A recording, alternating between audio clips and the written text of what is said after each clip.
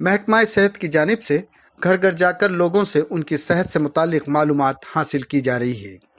लोगों से मालूम किया जा रहा है कि उनके घर में किसी को खांसी, नज़ला या सर्दी है या नहीं। ऐसी ही एक सर्वे टीम के आलोक शुक्ला ने बताया कि अगर किसी भी शख्स में ये बीमारी मिलती है तो फौरी तौर पर उसको इलाज मुहैया किया जा रहा है।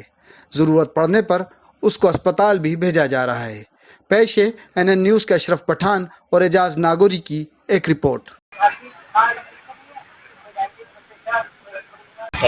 हम स्वास्थ्य विभाग से आए हैं। मैं आलोक शुक्ला हूँ और एक हमारी LHC है।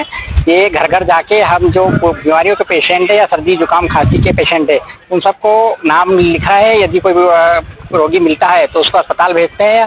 जैसे कार्रवाई करनी होती है वैसी कार्रवाई करते हैं। क्या कारण है आप सर्दी जुकाम? ये जो कोरोना पूरे देश में चल रहा है उसके संबंध में सर्वे किया जा रहा है।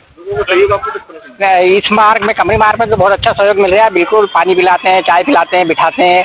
जो जानकारी हम मांगते हैं वो बराबर देते हैं। उसमें कोई संकोच नहीं करते हैं।